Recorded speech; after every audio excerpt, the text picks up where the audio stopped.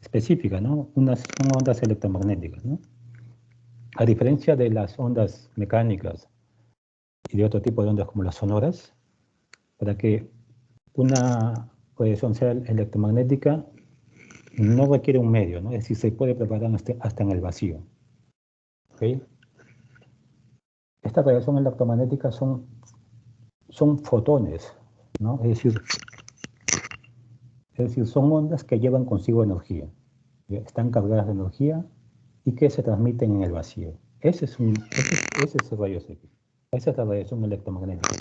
Y otra cosa más, este tipo de radiación ioniza la materia.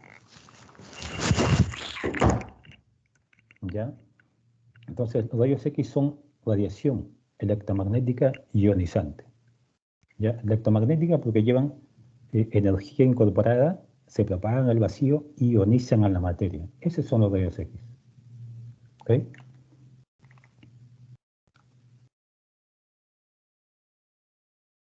Encontramos diferentes tipos de ondas en nuestro medio. ¿Ya? Dentro del espectro electromagnético en el cual está incluida la radiación ionizante, ¿ya?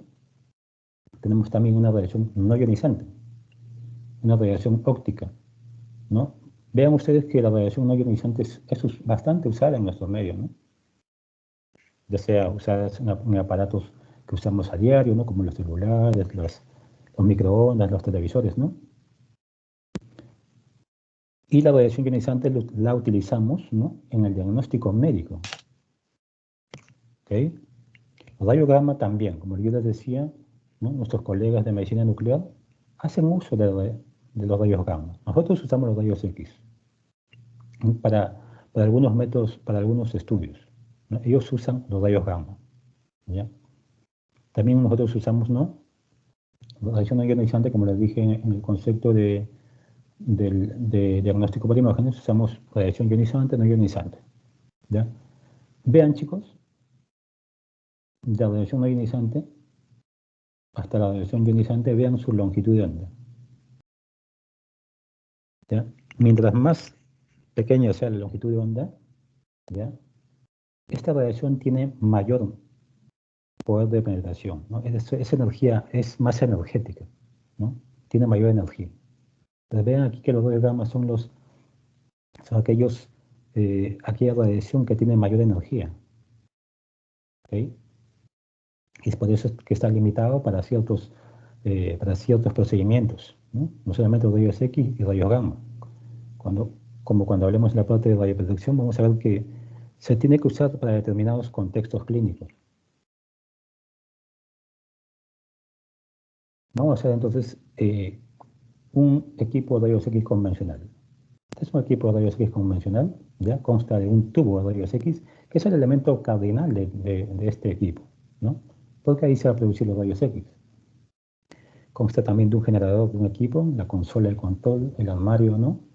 La suspensión del techo, ¿no? La mesa de exploración, ¿no? El buque que se encuentra en la mesa también, los receptores de imagen que se encuentran tanto en la mesa como en la pared, colimadores, ¿no? Y demás elementos, ¿no? Estos son los principales. Vamos a comenzar hablando de este tubo de rayos X, que es donde se producen los rayos X, ¿ya? Se llama tubo porque en verdad es un tubo, ¿no? Si ustedes ven esta imagen, ¿ya? Aquí están los diferentes elementos que componen el tubo de rayos X, ¿no? El cátodo y el ánodo, ¿no?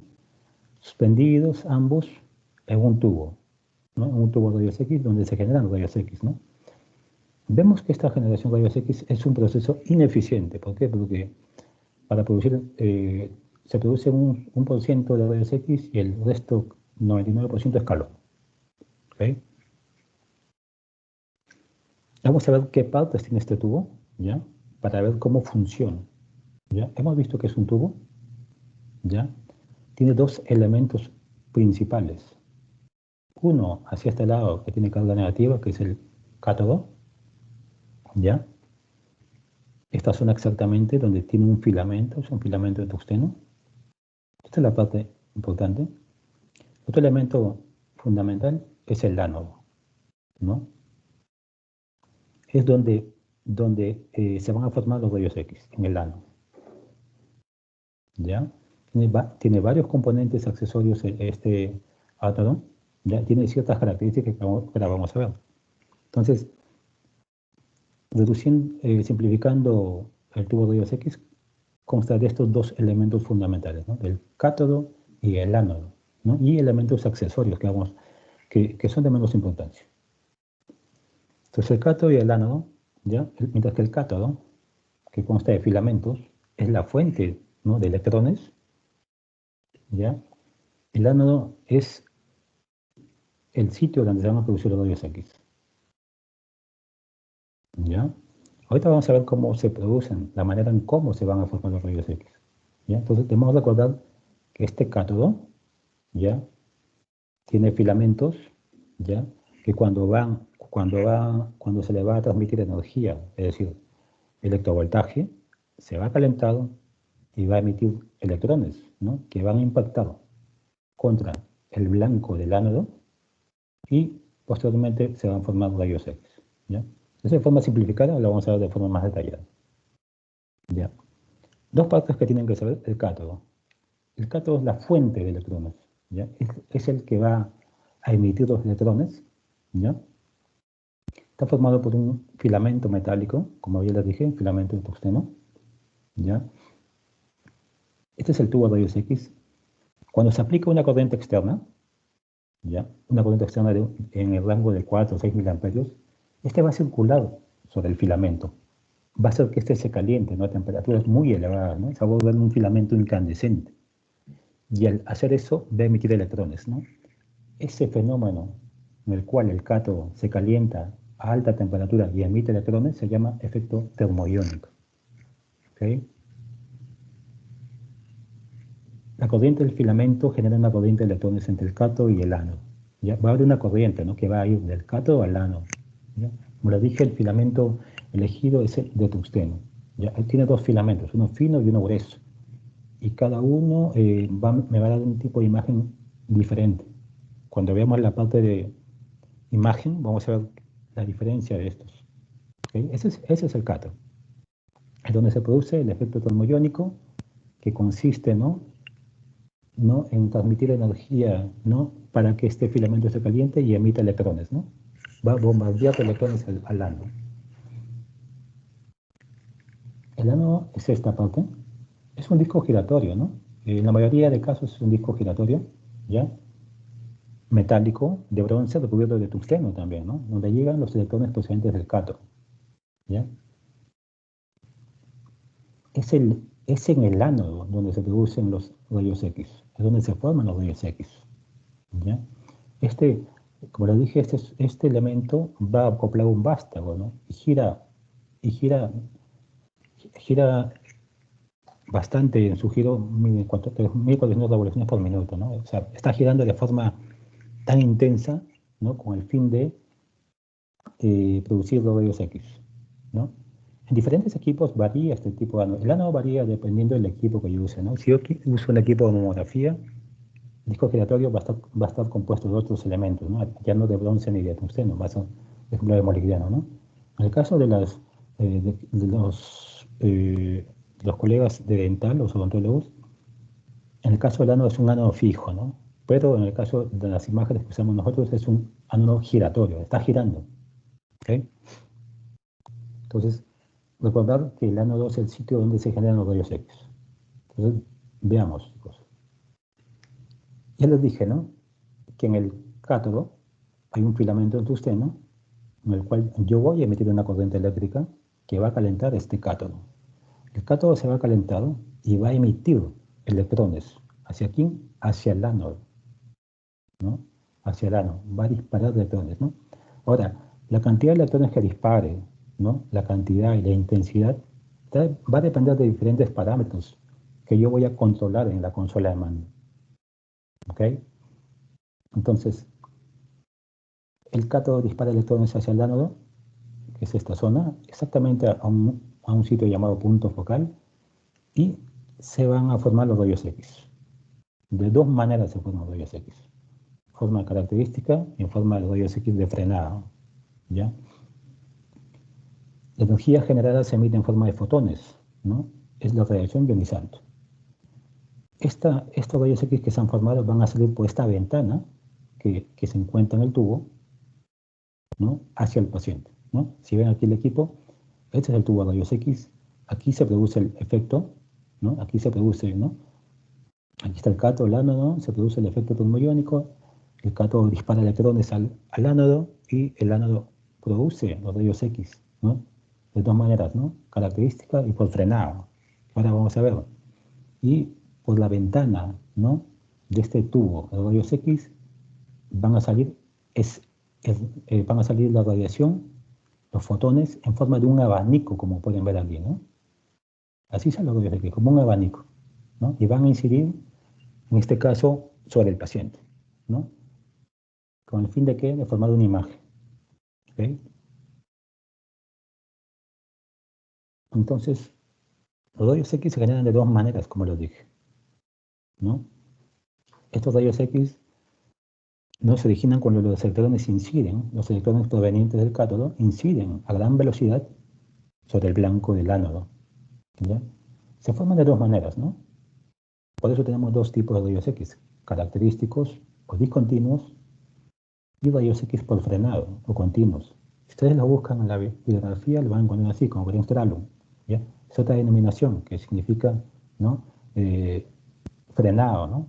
O desviación. Eso significa. Entonces veamos. ¿Qué pasa, ¿no? Cuando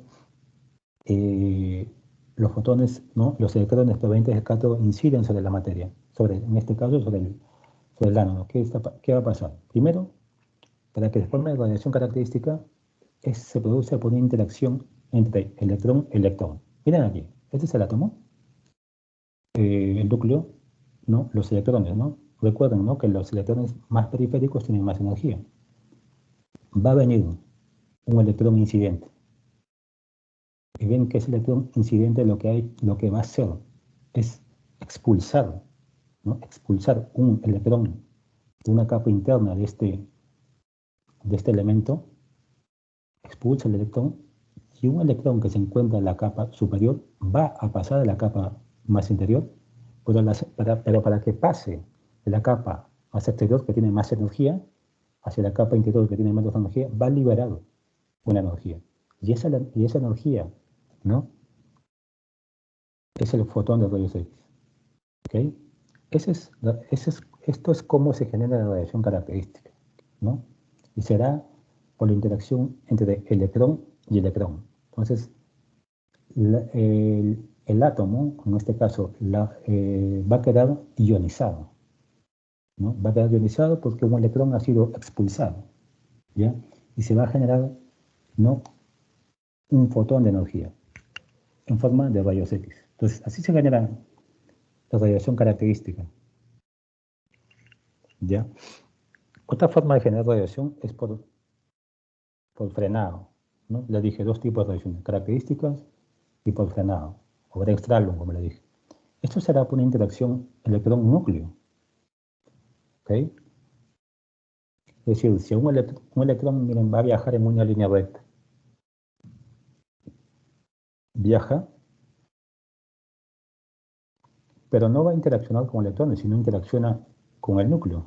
Vean aquí, ¿no? El núcleo tiene tanta energía que va a desviar el trayecto de este electrón, ¿no? El electrón desvía su trayecto, pero en ese desvío va a liberar energía, ¿no? En forma de radiación, ¿no?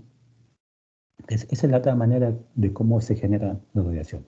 Entonces tenemos dos métodos cómo se ha generado, ¿no? La radiación característica, que es la más importante, y la radiación por frenado. ¿Está bien? Veamos ahora las propiedades de los rayos X. ¿Qué propiedades tienen esos rayos X? ¿No? Los rayos X, dependiendo de la energía que tengan, pueden penetrar en la materia e incluso atravesarla. Eso se llama poder de penetración o transmisión, ¿no? Y esta es la base de las imágenes, ¿no? Es decir, yo tengo mi tubo de rayos X, tengo ahí al paciente.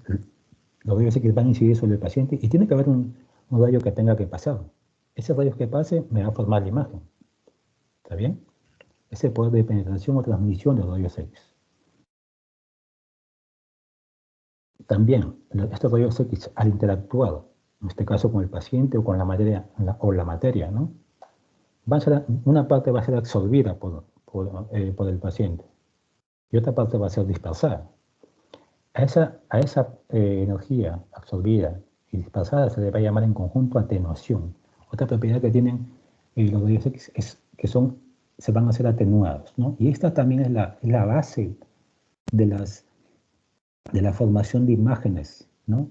Luego vamos a ver cómo se traduce esta atenuación en las imágenes radiográficas, ¿ok? Pero esa es otra propiedad importante que tienen los rayos X, su atenuación. Al incidir sobre ciertas sustancias, estas emiten luz, el efecto luminiscente, ¿no? Esto es la base de la fluoroscopía, ¿no? Y esto es lo que Röntgen estuvo estudiando y descubrió, ¿no? Ese fenómeno, ¿no? También tiene un efecto fotográfico, es decir, no produce el ennegrecimiento de emulsiones fotográficas, ¿no? Base del revelado, ¿no? Tiene un efecto ionizante, como ya hemos visto, ¿no? Ionizan los gases, ¿ok? Y también tienen un efecto biológico, pues, ¿no? Originan cambios, ¿no? En los tejidos vivos, ¿no? A nivel de ADN, a nivel molecular, ¿no? Generan cambios, ¿ok? Entonces, estas son las propiedades, ¿no? De las cuales constan los rayos X, ¿ya? Estas dos primeras ya son la base de cómo se va a formar la imagen. Vamos a detallar más adelante, ¿ok? Quiero que vean aquí, chicos, miren, este esquema, cómo los rayos X interaccionan con la materia. Yo he dicho que viene de rayos X, esta es la materia, supongamos un paciente, supongamos, viene de radiación, va a haber una radiación que va a ser absorbida, ¿ya? Entonces, el organismo, ¿no? El cuerpo absorbe cierta energía, otra energía va a ser dispersada, es decir, va a hacer que cambie de dirección, se va a dispersar. Y otra energía va a penetrar, ¿no? Y va a ser transmitida. Y esta va a formar la imagen, ¿ok? Entonces, esto pasa a nivel macromolecular, ¿no? A nivel macroscópico, ¿ok? Entonces, al interaccionar las radiaciones ionizantes con la materia, ¿no? Estas van a ceder energía, ¿no? Y ese fenómeno de ceder energía, es decir, de ser absorbido, es lo que se conoce como absorción, ¿no? Y los rayos X se absorben mediante dos mecanismos que son importantes conocerlos, ¿no? Uno, el efecto fotoeléctrico, y otro llamado el efecto o dispersión Compton, ¿ya? Entonces, son las dos maneras como se van a absorber los rayos X. ¿Está bien? Veamos, chicos, veamos. Entonces, miren aquí, ¿ya? Igual, la representación de nuestro átomo, ¿no? El núcleo, los electrones en sus diferentes orbitales. ¿Ya? ¿Qué pasa cuando un fotón, ¿ya? Un fotón de rayos X, ya saben ustedes que los rayos X son fotones de energía, ¿ya? Incide, ¿no? Sobre un electrón. Lo expulsa el electrón, pero toda esa energía de este fotón va a ser consumida o va a desaparecer por la transferencia del electrón para que sea expulsado. Es decir, el átomo se ha ionizado porque se ha expulsado un electrón, pero este fotón además ha transferido toda su energía. ¿Ok? Entonces, el rayos X ese fotón de rayos X desaparece luego de la colisión, ¿no? Cuando eso pasa, hablamos del efecto fotoeléctrico. ¿Está bien? Ese es el efecto fotoeléctrico. Es decir, el fotón de energía cede toda su energía para ionizar al átomo. ¿Está bien?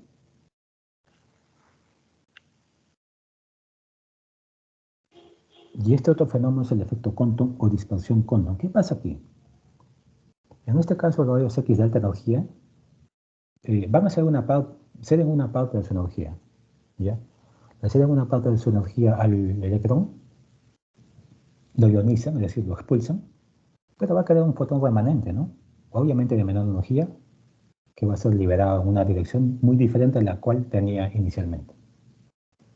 Entonces, en el efecto Compton se va a ceder una parte de energía, ¿ya? Ahora, ¿esto es importante para las imágenes? Sí, es importante para para la formación de imagen. ¿Por qué?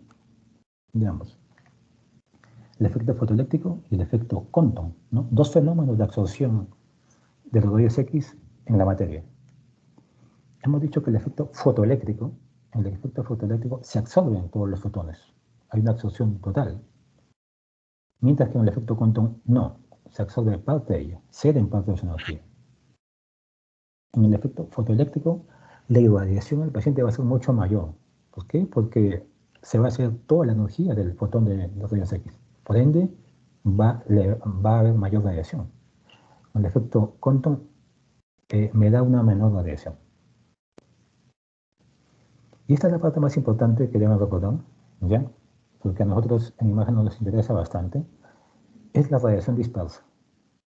Es decir, es aquella que al interactuar con la materia va a salir en direcciones diferentes. El efecto fotoeléctrico no produce radiación dispersa. El efecto Compton sí la produce, ¿no? Por ende, el efecto fotoeléctrico, al no producir radiación dispersa, no va a alterar el contraste y va a dar un buen contraste en lo que es la imagen radiográfica, mientras que el efecto Compton me da un contraste bajo. Entonces, ¿yo quiero efecto Compton? No, no lo quiero. ¿Por qué? Porque me produce radiación dispersa. No quiero la radiación dispersa, ¿ya? Porque me altera el contraste, me baja el contraste de la imagen. ¿Está bien? Entonces, cuando hablemos de radiación dispersa, tenemos que hablar de efecto Compton, ¿ya? Y que me altera el contraste. ¿Ya? Esto es un punto importante que nosotros en las imágenes tenemos que ver con el fin de no disminuir la calidad de la imagen. ¿Está bien? Entonces, la radiación dispersa, ¿qué es? Es una radiación que surge de los diferentes cuerpos con los que interaccionan los rayos X. Ya hemos visto que este efecto Compton y efecto fotoeléctrico es un fenómeno, ¿no? Que se da durante la interacción entre, ¿no?, los electrones y la materia, en este caso los organismos gordos, ¿no? O el paciente que vamos a evaluar, ¿no? Entonces, se produce por el efecto Compton, ¿no? Y altera el contraste y la nitidez de la imagen. Por lo tanto, esta radiación dispersa es una radiación indeseable. No la deseamos en las imágenes, porque nos alteran la calidad de la imagen, ¿no? Alteran el contraste y la nitidez. Las imágenes pierden calidad, ¿no?, con la radiación dispersa. ¿Está bien? Ahora, cuando nosotros obtenemos imágenes, ya, básicamente manejamos dos parámetros, ¿ya? El KB y el MAS. ¿Qué es el KB? El KB es el kilovoltaje, ¿no? Cuando hablamos de tensión eléctrica tenemos que mencionar el kilovoltaje. ¿Qué es la tensión eléctrica?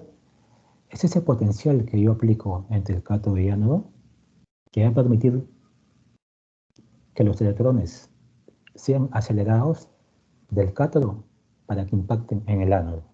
Esa energía externa, ¿no?, al tubo de rayos X que yo aplico, ¿no?, esa es la tensión eléctrica, ¿no? Es el kilovoltaje. Cuando yo hablo de corriente eléctrica, ¿no?, en este caso traducido como miliamperios, yo hablaré del valor o la cantidad de electrones que fluyen entre el cátodo y el ánodo, ¿no? Es decir, la corriente eléctrica me habla de cantidad de electrones, ¿no? Es decir, mientras más corriente eléctrica, más cantidad de electrones que fluyen del cátodo al ánodo. Y obviamente, ¿no?, si tengo más electrones, voy a producir más rayos X, ¿ya? Y el tiempo de exposición, ¿no?, que es el periodo de tiempo que dura la emisión de los rayos X. Ahora, entonces, el KB, como dije, es el kilovoltaje, y el MS, ¿no?, el MAS, ¿no?, se representa por el cociente entre estos dos últimos, de lo que es la corriente, ¿no?, en miliamperios por el tiempo. Entonces, yo en la consola de trabajo, ¿no?, en este caso, ¿no?, los que se encargan de adquirir las imágenes, ¿no?, nosotros también muchas veces vemos esta parte cuando queremos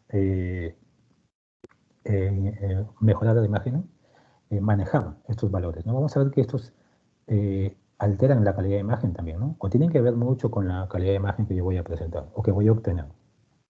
¿Está bien? Los dos parámetros, el KB y el MS. Entonces, este es el MS, ¿no? Como les dije, es el valor de la corriente de electrones que fluye entre el cátodo y el ánodo, es decir, la cantidad de electrones, ¿no? ¿Qué pasa si yo, ¿no? En la consola, ¿no? O aumento el ms. ¿Qué pasa, no? Si yo tengo más miliamperios segundo, es decir, aumento el ms. Va a haber más cantidad de electrones, ¿no? Miren aquí, tengo menos y aquí tengo más. Va a haber más cantidad de electrones que van a incidir sobre el ánodo.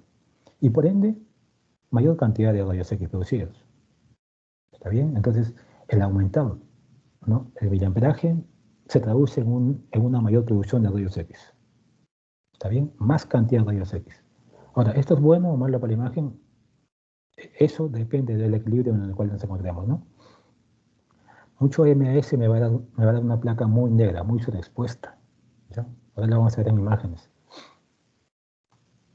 Y el otro parámetro, ¿no? El valor es el kilovoltaje, ¿no? Como llamamos, es el potencial eléctrico que se emite, que varía entre 40 y 150 kilovoltios, ¿ya?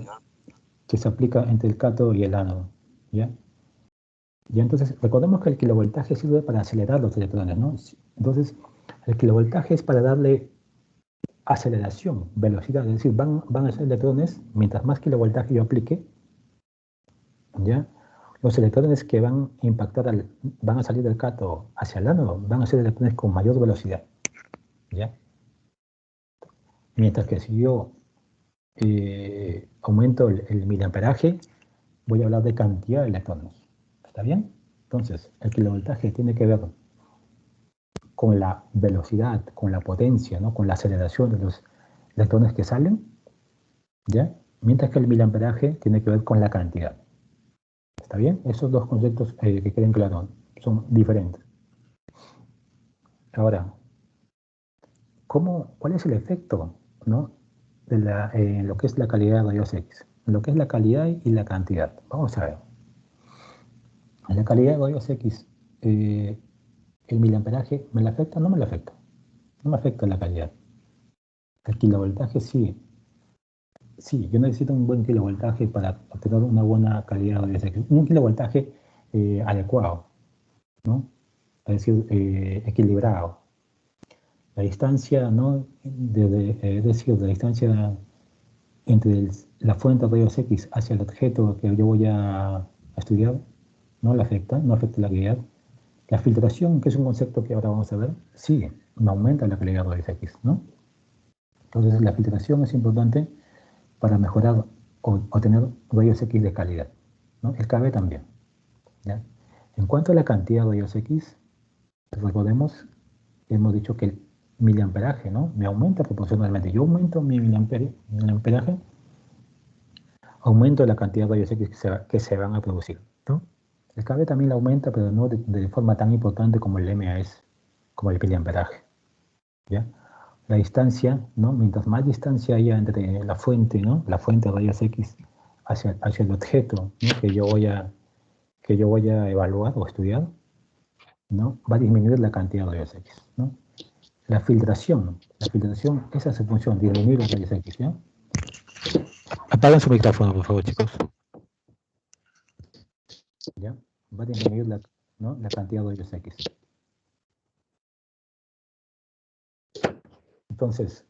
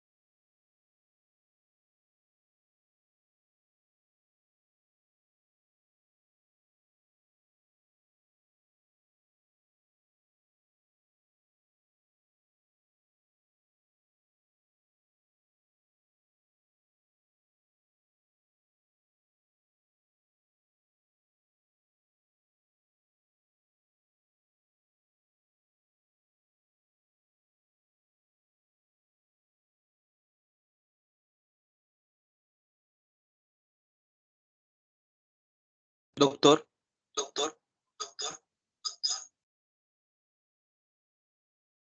Doctor, ¿está ahí? Doctor, no tiene doctor, ¿se audio. encuentra? Doctor,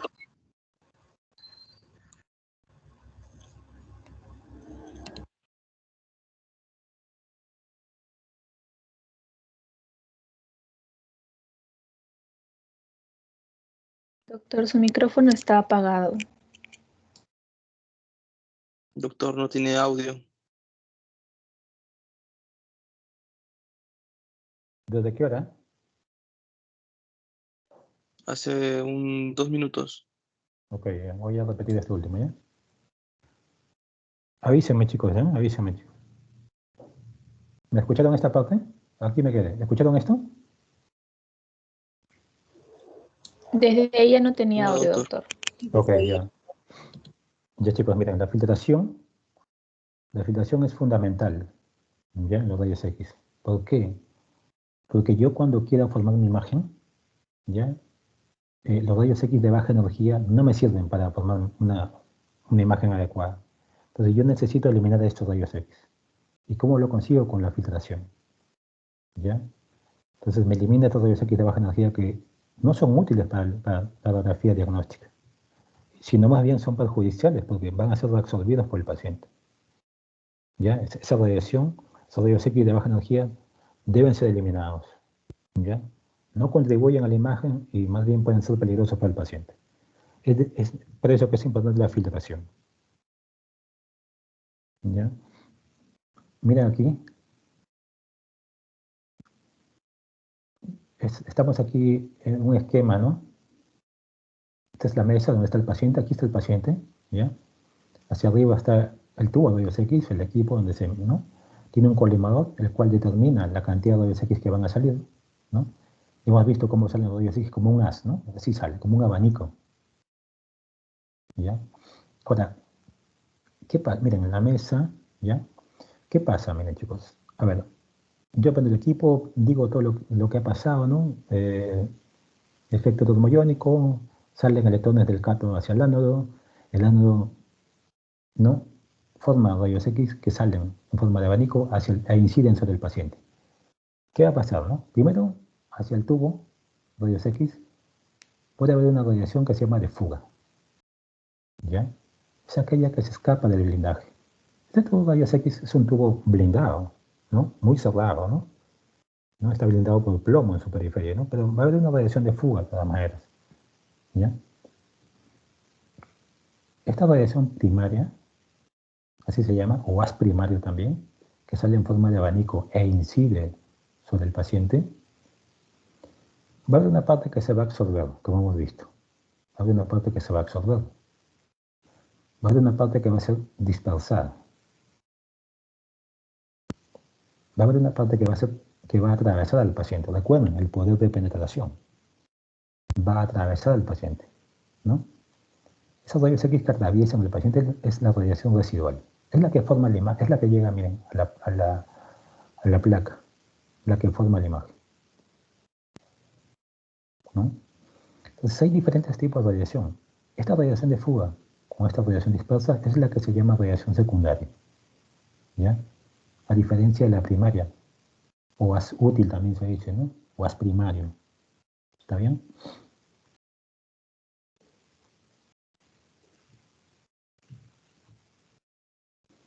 La densidad, miren, chicos, la densidad es una característica de las imágenes radiográficas, ¿ya? Miren aquí, la densidad de una imagen radiográfica depende de la cantidad de rayos X. ¿Recuerdan quién me daba la cantidad de rayos X?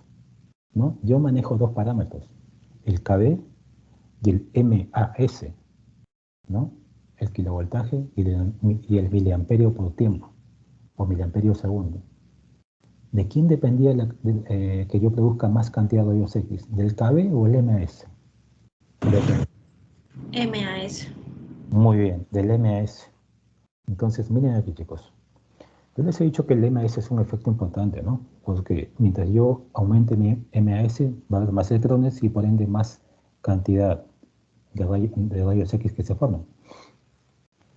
¿Ya? Pero tiene que haber un equilibrio, ¿ya? Tiene que haber un equilibrio. Miren, si yo comparo estas dos imágenes, esta radiografía, ¿no?, está sobreexpuesta o penetrada, como se dice, ¿no? ¿Por qué? Porque veo elementos blancos y elementos totalmente negros, ¿no? No hay un adecuado contraste aquí.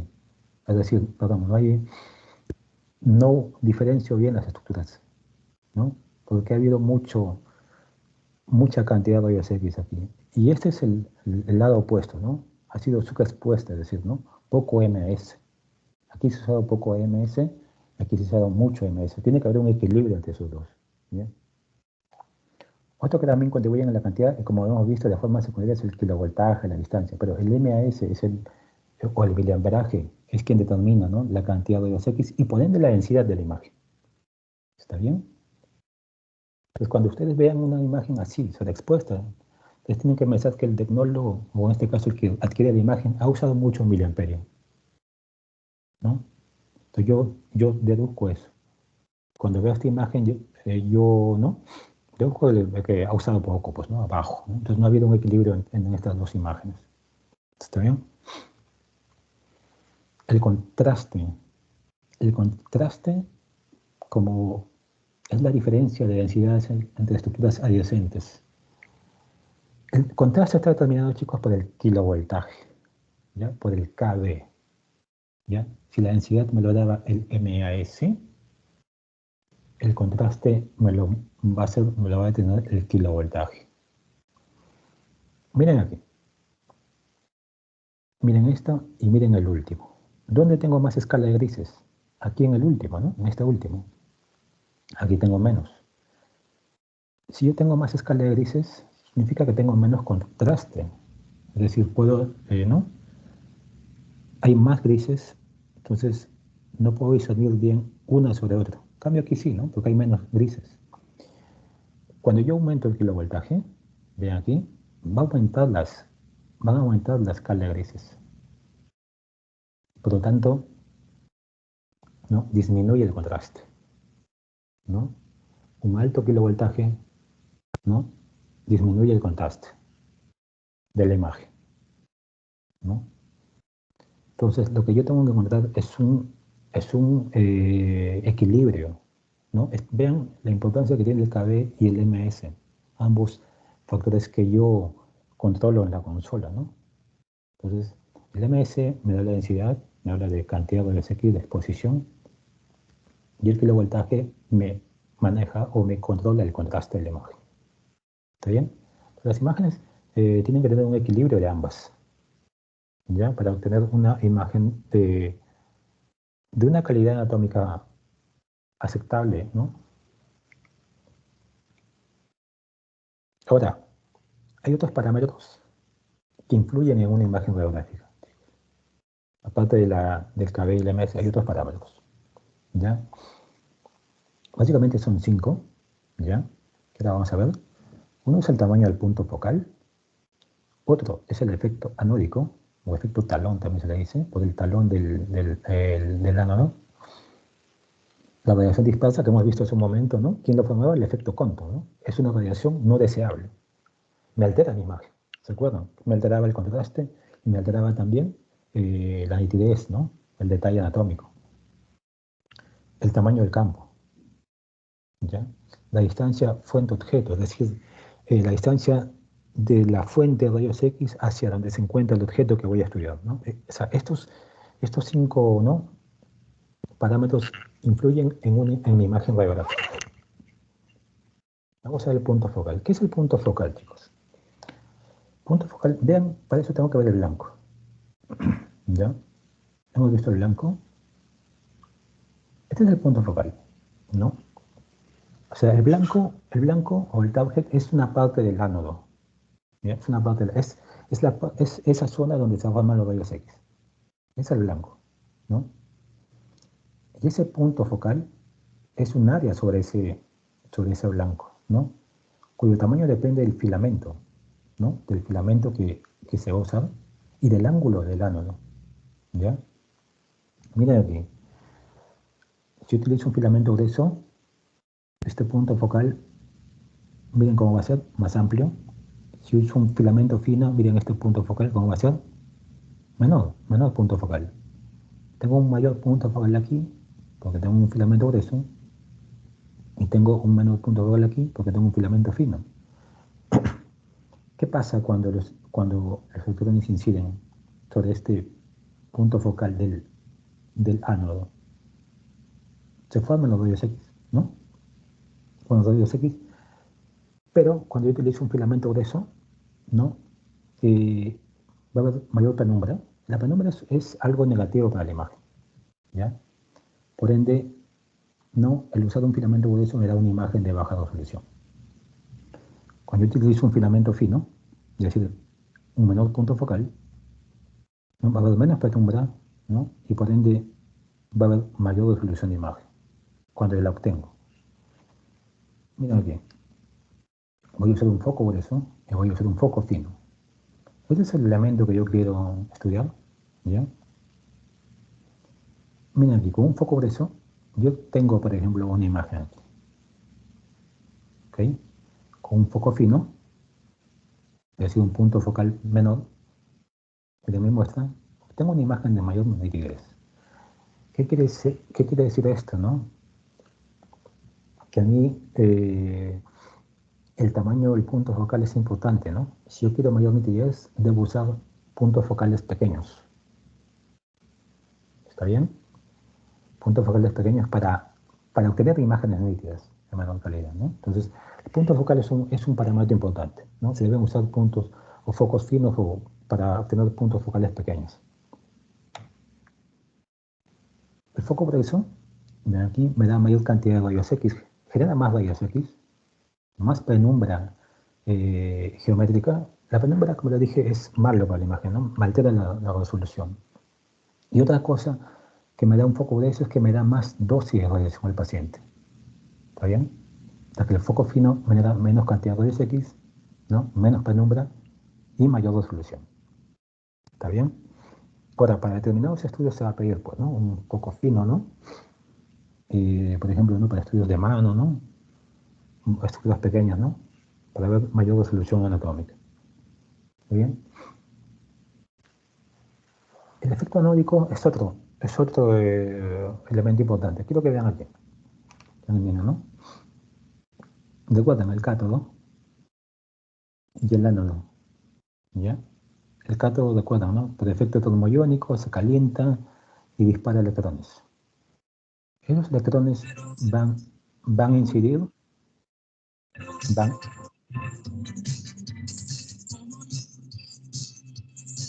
se escucha una música.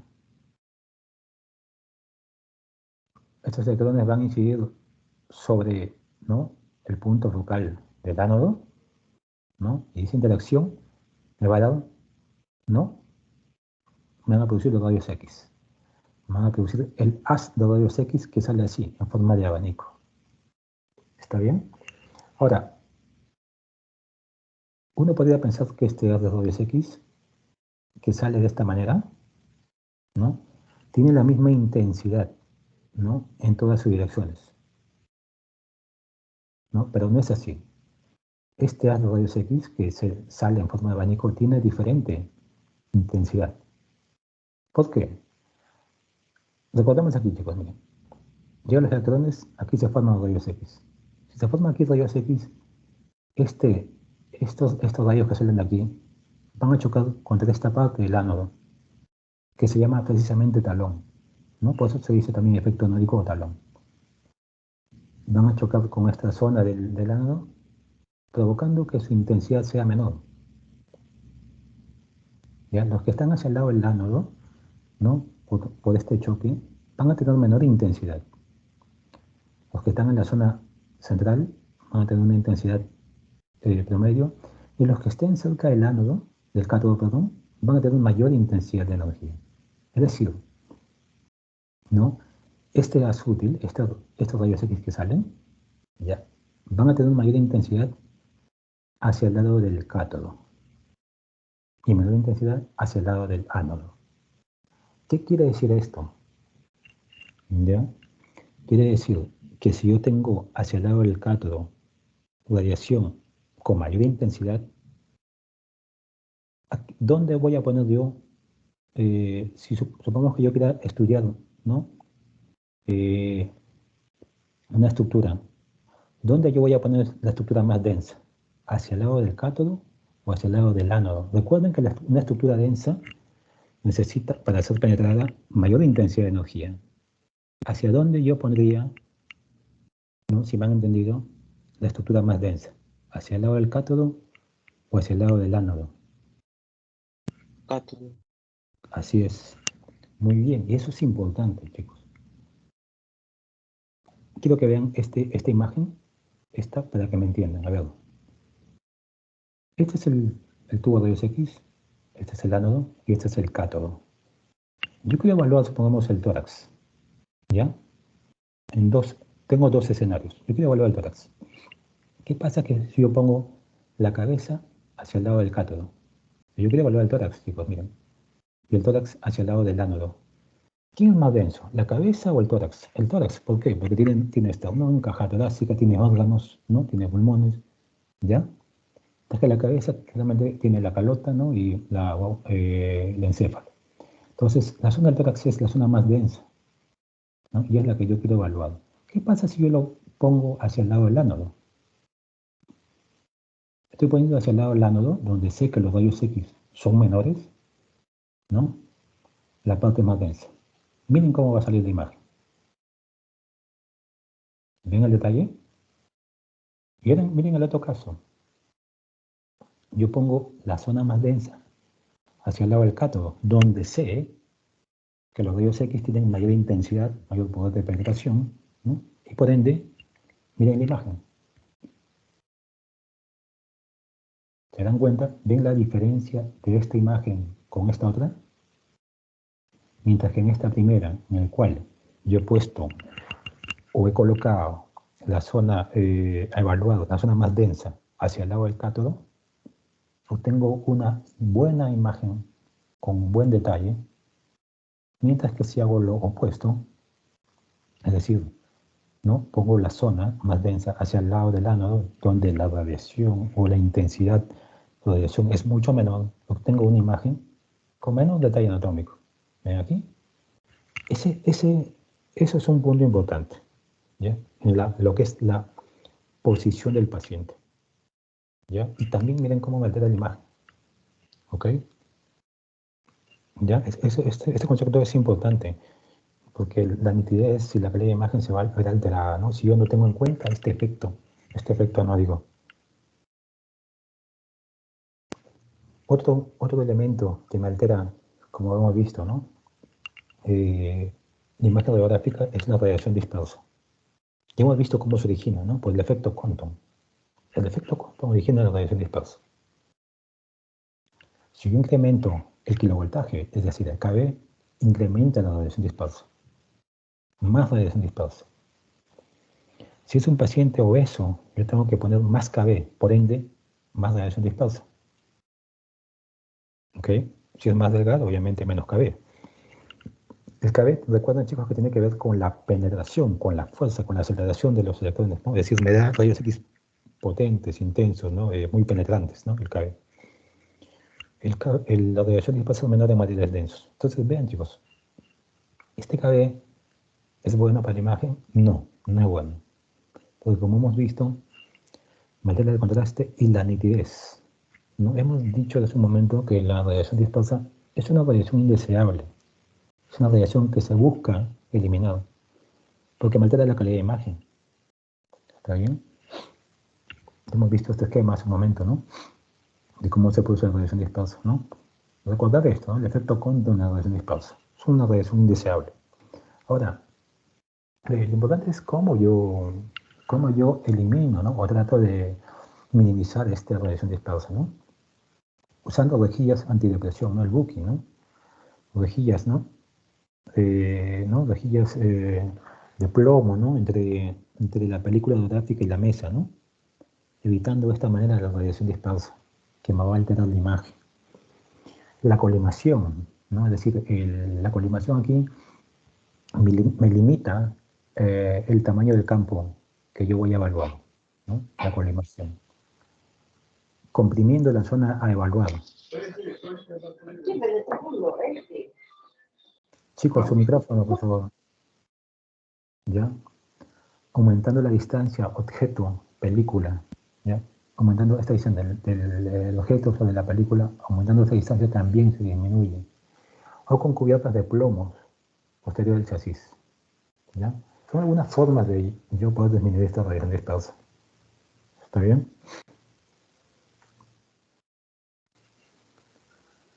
Otro elemento, ¿no?, importante que me altera la calidad de imagen es el colimador y el tamaño del campo. ¿Bien? Este es el colimador, chicos. ¿Ya? Es un dispositivo de plomo, ¿no?, que se sitúa en la salida, ¿no?, por donde salen los rayos X. ¿Sirve para qué? Para limitar, miren aquí, para limitar el área necesaria de radiografía.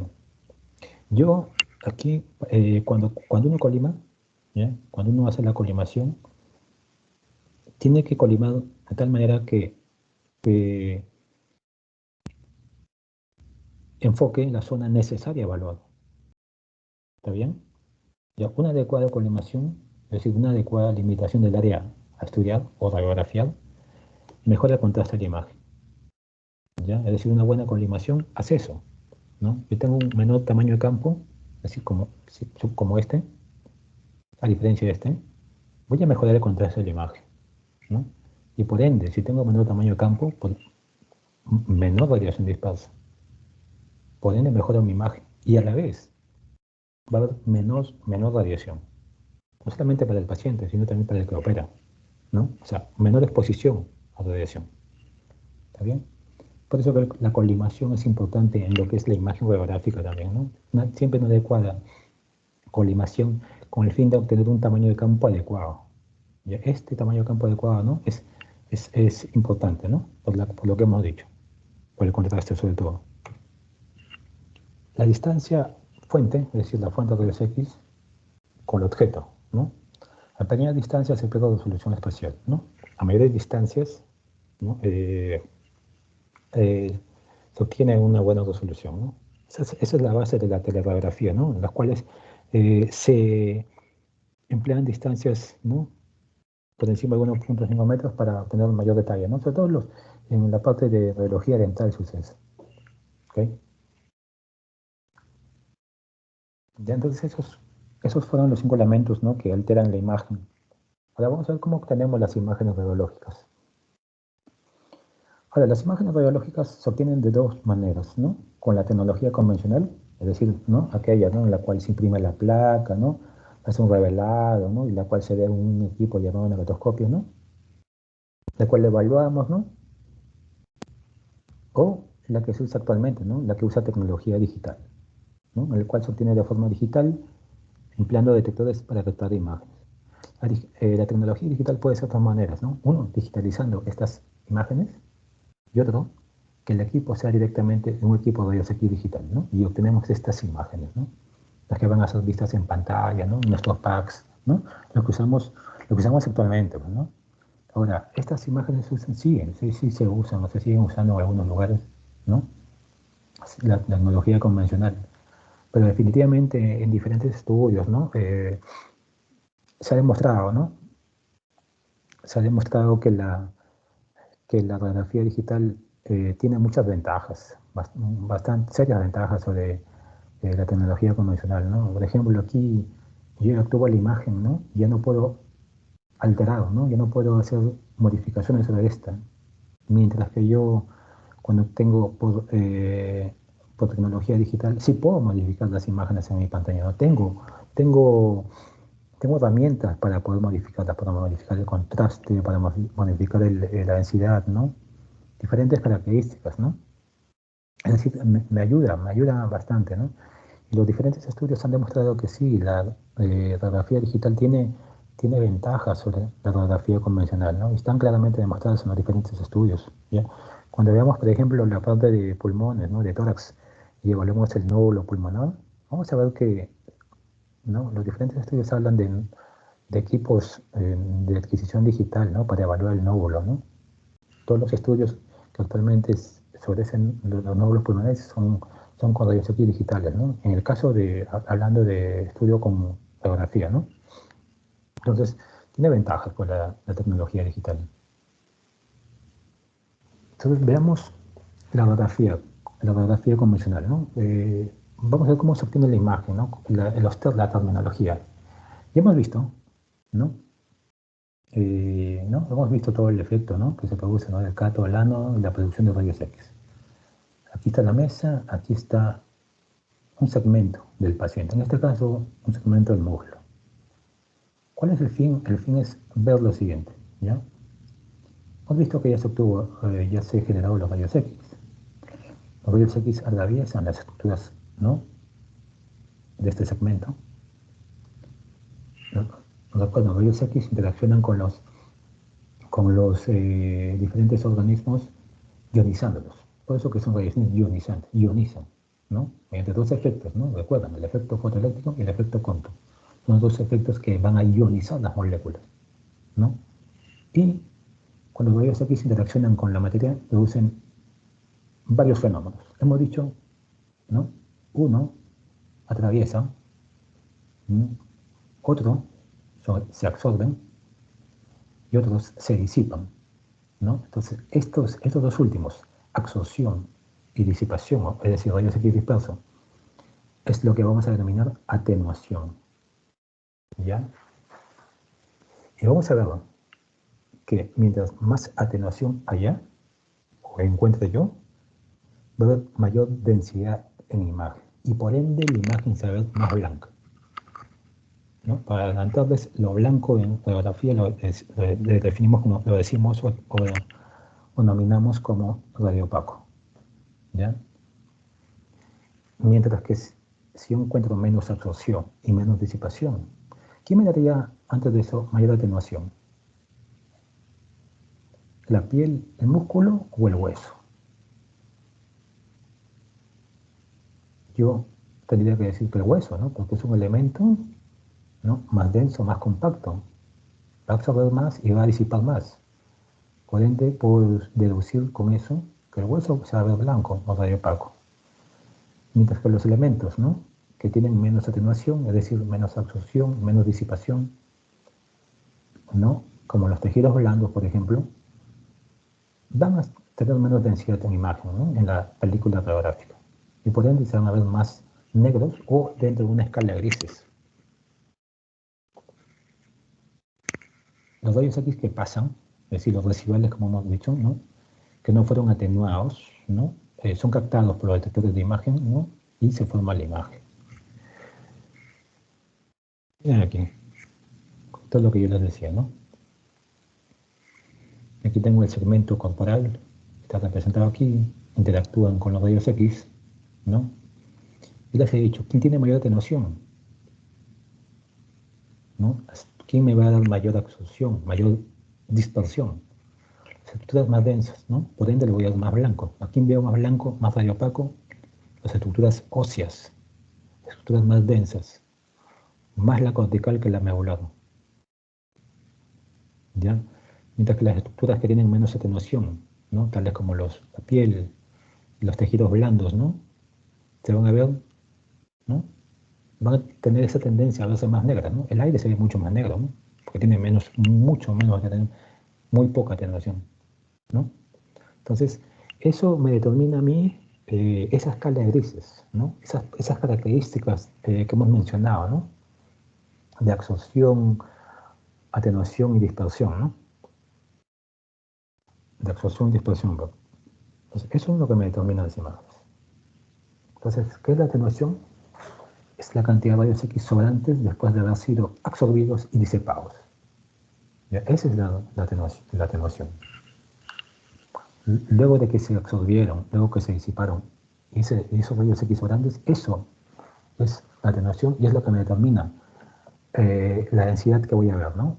Entonces, y esa atenuación depende del número atómico, ¿no? De la estructura, ¿no? Es decir, mientras más densa, va a tener mayor atenuación, pues, ¿no? Ahora, tenemos 5 densidades básicas. Conocemos 5, hay más obviamente, pero hay 5 básicas, ¿no? Hemos dicho que las estructuras más densas se ven más blancas o radiopacas. Por ejemplo aquí, ¿no? Hay una densidad metálica, ¿no? Y una densidad que también se ve así densa, que es densidad ósea. Hay una densidad totalmente más oscura, ¿no? El aire. Y densidades intermedias como la grasa y los líquidos. Los líquidos se ven de mayor radiopacidad que las grasas, ¿no? Esas son las 5 densidades básicas, ¿no? Aire, grasa, líquido, hueso y metal. Son las 5 densidades básicas que tenemos que saber. ¿Ya? Entonces, la densidad aire, chicos, la densidad aire. En el caso de una radiografía de tórax está dado por el parénquima pulmonar, ¿no? La densidad aire. ¿Ya? La densidad grasa está dado en una radiografía de tórax por el tejido subcutáneo, ¿no? El tejido subcutáneo que se ve aquí, ¿no? También aquí, también aquí. Ahora, la densidad líquido no solamente lo dan los líquidos, ¿no? Es decir, una vejiga llena de líquido, ¿no? Cuando yo hablo de densidad líquido, voy a abarcar a los órganos parenquimatosos, tales como el corazón, riñones, vaso, hígado, los diafragmas, ¿no? Tienen esa densidad líquido. Así las voy a denominar, densidad líquido. Estas estructuras más densas, las estructuras óseas, densidad calcio o hueso, ¿ya? Y la densidad metálica, ¿no? Representada en este caso por un marcapaso bicameral que está usando este paciente, ¿no? Entonces, esas son las 5 densidades básicas que vamos a ver, ¿ya? Sobre todo esto se hace más evidente, más notorio en lo que es, cuando evaluamos lo que es rayos X de tórax, ¿ya? En la parte de tórax vamos a volver a ver las 5 densidades básicas de la radiografía de tórax. De la terminología, como les dije hace un momento, ¿no? Usamos radiopaco y radiolúcido, ¿no? El radiopaco más blanco, ¿no? Más denso, ¿no? Lo que aparece en la imagen, ¿no? Y el radiolúcido, lo que tiende a ser más radiolúcido es lo más negro, ¿no? Como el aire, grasa, ¿no? Y entre ellas hay una escala de grises, ¿no? Por ejemplo, yo a este marcapaso, yo digo que es un elemento, ¿no? Radiopaco de densidad metálica, ¿no? Igual, por ejemplo, acá, ¿no? La columna, ¿no? Es una estructura radiopaca de densidad calcio, ¿no? Entonces, esos son los términos que yo voy a usar, ¿no? Densidades, ¿no? Radiopaco, radiolúcido, ¿no?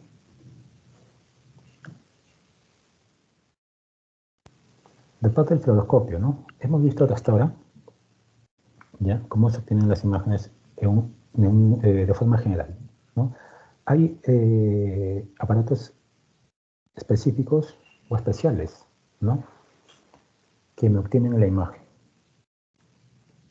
¿Ya? Delegado, ¿estás ahí? ¿El delegado está ahí?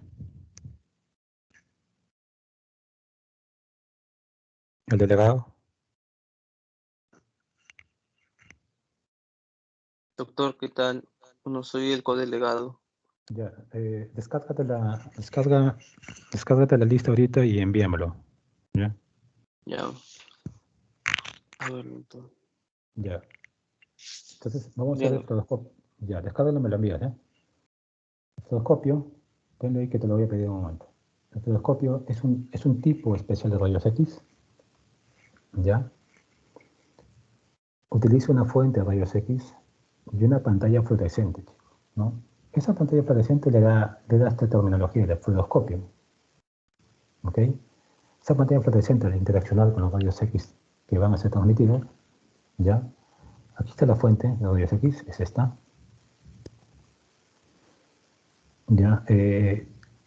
Se va a iluminar y va a transmitir imágenes anatómicas. O sea, el fluoroscopio me permite a mí ver imágenes en tiempo real, ¿no? Obtengo las imágenes en vivo, ¿ya? Este es un equipo de fluoroscopio moderno. Por su morfología en C se le llama Alcon-C. Son equipos modernos de fluoroscopía, ¿ya?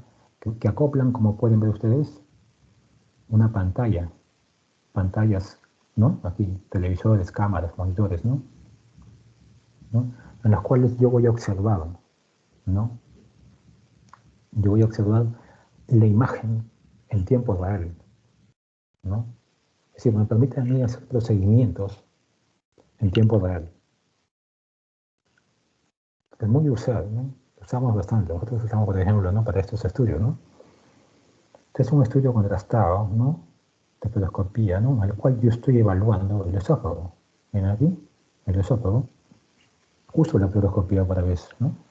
Quiero ver la evaluación dinámica de esta estructura en vivo, ¿no? Quiero ver cómo están sus paredes, quiero ver cómo está su calibre, quiero ver cómo atraviesa el contraste que voy a aplicar hacia la cavidad endoluminal de esta estructura, ¿no? Entonces, veo imágenes en vivo, igual aquí, ¿no? Cuando evalúo, ¿no? Supongamos el estómago, intestino delgado proximal, ¿ya?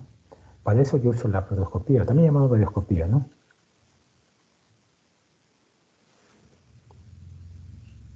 También tenemos la fluoroscopía, la usamos para muchos procedimientos, ¿no? No solamente lo usamos nosotros, ¿no? También lo utiliza el cardiólogo intervencionista, lo utilizan los urólogos, los neurocirujanos, el anestesiólogo, ¿ya? Tenemos muchos procedimientos, por ejemplo, esto de aquí, ¿no? Se está inyectando aquí contraste, ¿no? Dentro del hombro, ¿no? Es un estudio llamado autorresonancia o autotomografía, ¿no? Se inyecta contraste y luego este paciente va, ¿no? A que se le adquiera una imagen de tomografía o resonancia magnética. ¿Cuál es el fin? Evaluar la cavidad articular, ¿no? Ese es un uso que se le da, ¿no? Otro uso puede ser para la colocación de catéteres por nefrostomía, ¿no? Lo usa el urólogo bastante, ¿no? Para bloqueos facetarios, ¿no? Para embolización, ¿no? Pero cuando en este caso estamos viendo la arteria carótida de este lado, ¿no? Vemos aquí un aneurisma que ha sido embolizado, ¿no? Es decir, vemos estructuras en tiempo real, ¿no? Y ellas nos permite evaluar, ¿no? Evaluar y poder hacer diagnósticos y terapéuticos, ¿no?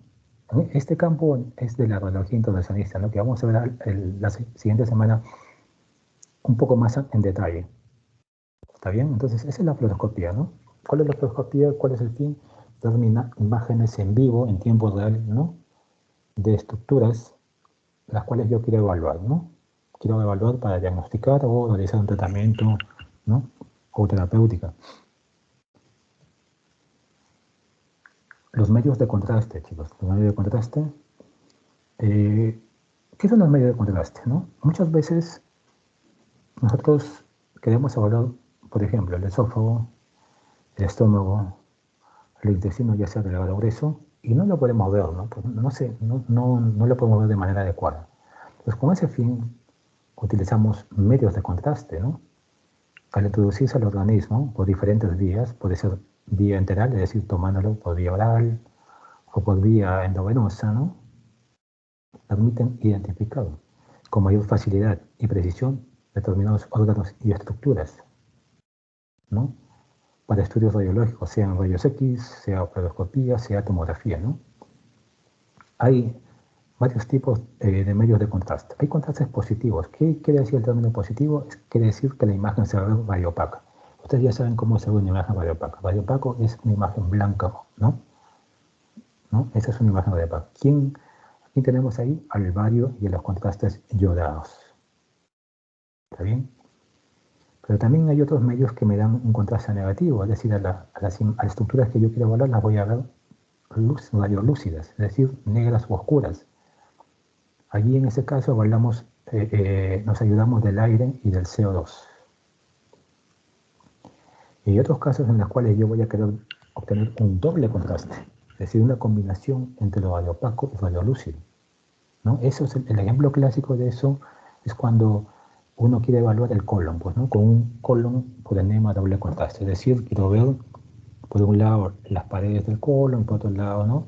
De la mucosa, ¿no? Por ejemplo, este es un estudio, ¿no? El esófago-estómago en el cual yo evalúo, ¿no? A doble contraste, ¿no? Este es con un contraste positivo. Este es a doble contraste porque veo zonas radiopacas y radiolúcidas, doble contraste. Este es, ¿no? Contraste positivo, ¿no? Porque estoy viendo todo el intestino, ¿no? lo veo radiopaco. Entonces, estoy utilizando medios de contraste positivos, ¿no? En este caso, lo más probable es que sea vario. Por la calidad de la imagen es vario, ¿no? Y esto me permite detectar patologías, como en este caso estoy viendo divertículos. Y en este otro, una úlcera aquí pequeña. Entonces, ese es el fin de estos contrastes, ¿no? Permitirme a mí ver con mejor precisión, con mejor detalle, ¿no? Con mejor calidad estas estructuras que sin usar estos medios serían difíciles de ver. ¿Ya? Tenemos medios de contraste que usamos bastante en nuestro medio, el bario. ¿Ya? El bario es un medio de contraste que usamos, en el hospital lo usamos bastante, tenemos muchos procedimientos a diario, ¿ya? Usamos el bario, que es una sustancia que viene en polvo, ¿no? Que lo diluimos en agua, ¿no? Tiene un sabor agradable para que el paciente lo pueda deglutir, ¿ya? Tiene sabor, huele a fresa incluso, ¿no? Huele bastante bien. Entonces el paciente lo que hace es, dependiendo del tipo de estudio, ¿no? Se lo va a ingerir, ¿no? Cuando yo quiero evaluar la vía digestiva alta, ¿no? En este caso, ¿no? Como esto, ¿no? O otros, ¿no? O por otros lugares, ¿no? Cuando yo quiero evaluar la parte, por ejemplo, del colon, ¿no? En ese caso va a ser por vía rectal, ¿no? Por ejemplo, aquí yo estoy haciendo un estudio de colon, ¿no? Aquí estoy evaluando el intestino, ¿no? En el caso de tránsitos intestinales, ¿no? Evalúo la distribución del intestino, el calibre de los intestinos, ¿no? Si no están dilatados, si no hay una imagen por edición, una imagen por sustracción, neoplasias, estenosis, algo, ¿no? Algo que justifique, ¿no? El uso de estos medios de contraste. Ciertamente hay algunas contraindicaciones para el uso del bario, ¿no? ¿Ya? Sobre todo la alergia, ¿no? Los pacientes postoperados inmediatos, ¿no? En ellos no usamos el bario, ¿no? Pero en ellos usamos contrastes hidrosolubles como el yodo. ¿Ya? Esto lo vemos bastante en el hospital, los pacientes que se operan, ¿no? Que se hacen mangas gástricos, estudios receptivos amplios, ¿no? Con anastomosis. Se les pide un control generalmente, ¿no? Inmediato, ¿no? Con el fin de ver cómo está la anastomosis, ¿no? Entonces en ellos no usamos varios, pues en ellos usamos contrastes iodados. Estos contrastes iodados hidrosolubles, ¿no? Que se dan por vía parenteral, es decir, endovenoso, o por vía enteral, ¿no? Como les dije, ¿no? El paciente se los toma, ¿no? En el caso de los que les he dicho hace un momento, ¿no? Esos pacientes postoperados inmediatos, ¿no? O cualquier paciente que esté delicado, ¿no? Ahora, el contraste iodado es usado de forma muy amplia, ¿no? En estudios tomográficos, urografías secretorias, en el caso que los hagamos nosotros, ¿no?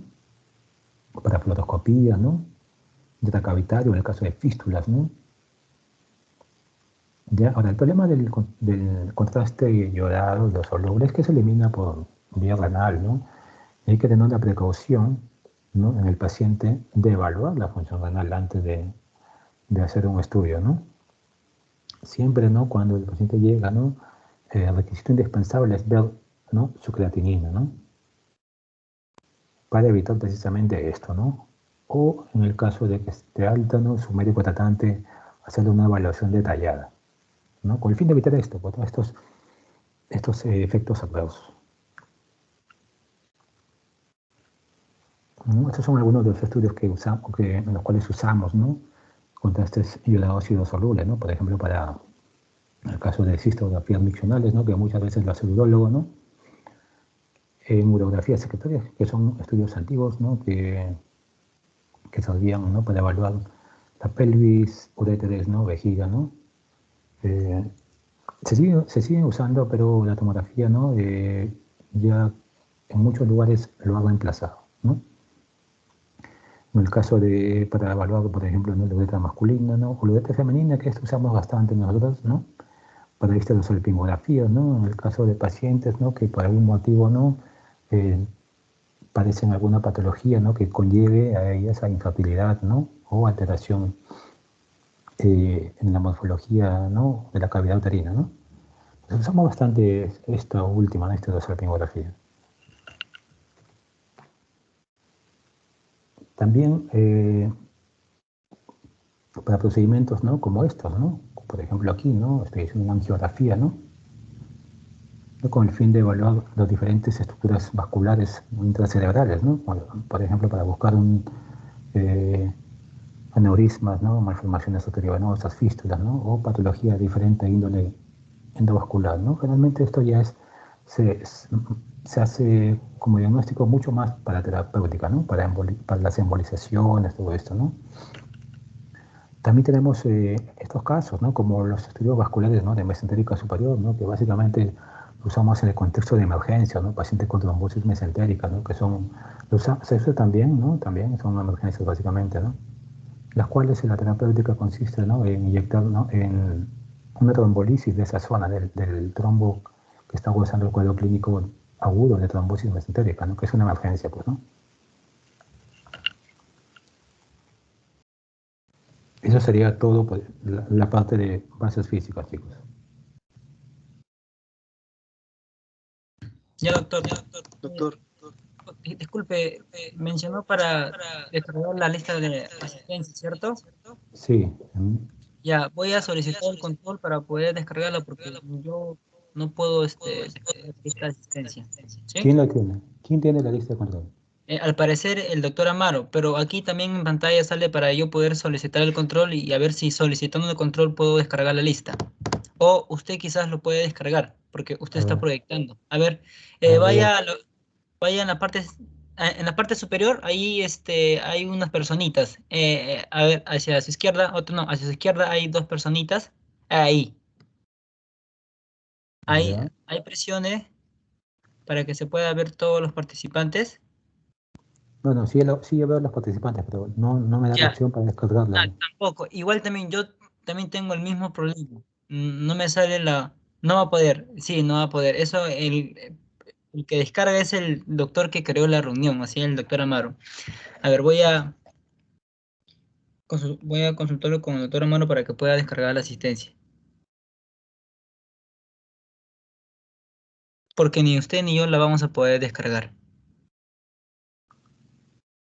Claro, que no me ha puesto de moderador, doctor. Sí, al parecer sí. Solamente él la puede descargar. A ver, voy a llamarlo. ¿Sí? A ver.